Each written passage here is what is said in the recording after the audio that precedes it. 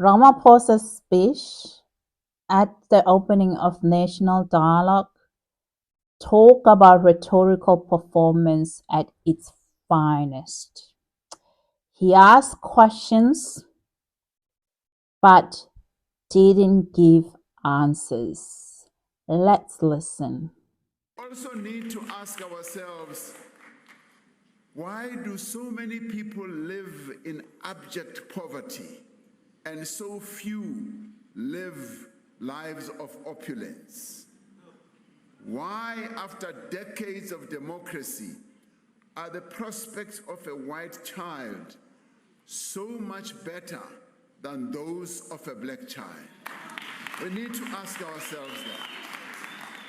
We also need to ask ourselves, why do women get paid less than men for the same work? That's what we need to ask ourselves. Now, we also must go deeper and ask ourselves, why, when we have a Bill of Rights in our Constitution, are the LGBTQI+ people still discriminated against? Why are they still stigmatized and harassed? Why do clinics run out of medicine? Are questions that we must ask ourselves. And why do taps run dry? These are some of the questions that we must be willing to ask and which we must be prepared to find answers for. But more than that, my fellow South Africans, these are the challenges that we must be ready to do something about.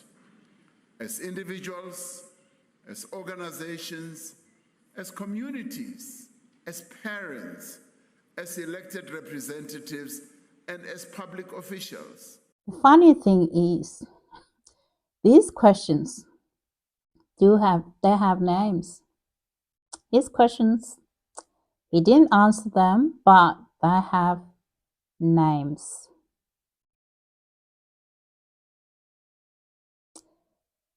He frames it as if we must all reflect. We must, all of us, reflect. That's how he framed this thing. But the ANC has been in power for 30 years.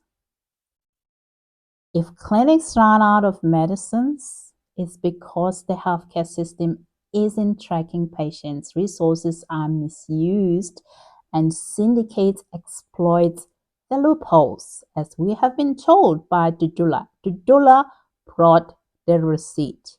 Operation Dudula brought the receipts.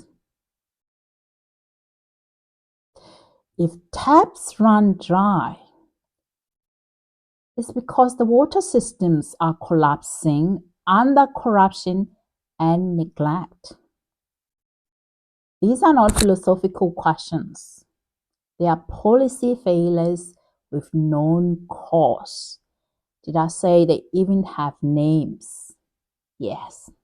Healthcare, we can name Vusimuzi, Cat Matlala in there. Right?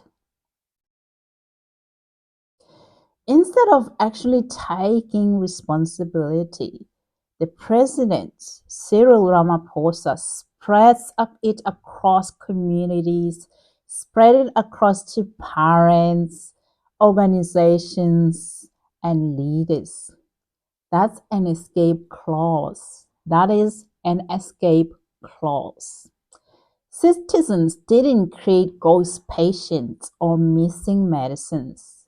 The Department of Health did, under the ANC leadership for over 30 years.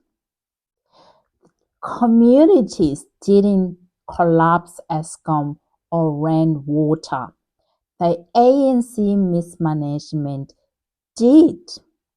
When the president, Cyril Ramaphosa, asks questions the public already knows the answers. He is not leading, he is deflecting. South Africans don't need more questions. We need answers and we need systems. ID verification, real-time biometric that can be shared across healthcare settings in South Africa, anti-corruption enforcements. This will enable this Section 27 to become a reality, to make Section 27 real for all who live in it. All right? Not just for those who are allowed, not for those who have this NGO running out up in arms, but for every South African citizen whom this system was designed for them. This is how you create a system. This is how you provide community with safety, Ramaphosa. This is how you stop discrimination, by embedding systems that are discriminatory in its own foundation. This is how you do it, by systems, by improving the systems. So Vusimuzi Cat Matlala is linked to shady deals that siphons resources from public healthcare in South Africa. They move these resources while actually genuine patients suffer. And also the very same Department of Health, led by the ANC, the Minister of Health, Dr. Aaron Motsoaledi, told us that they don't track patients, and also refuses to track patients, refuses to have identification verification real time at a clinic, and refuses to close loopholes that led to these syndicates to be able to thrive in the public health system. That's not an accident, the president. This is not an accident. This is mismanagement. This thing here, we're talking about the public health, it's a mismanagement at its finest. I don't know if we can call it mismanagement at its finest, but it is up there in a very bad way. The baddest of the bad, this stuff here. So, taps really don't just run dry. Taps don't just run dry. Community in Hammanskraal, they drank poisonous water. We had children who have died of cholera because the ANC handed a whopping 295 million rands to a man named Edwin Sodi, who had no idea what he was doing. This man is the center of corruption scandals. So when the president of South Africa, Cyril Ramaphosa, asks, why do taps run dry? The answer is Sodi, ask Sodi, okay? Why taps run dry? The president, ask Sodi. Tell your deputy president. He was invited to his party. His mates were out there enjoying, including Vusimuzi Cat Matlala, in the same league, enjoying his 50th birthday. Okay? Ask your deputy president to ask Edwin Sodi. Okay? Why are taps running dry? You were given 295 million rands contract. Ask the politicians who protected him. All right?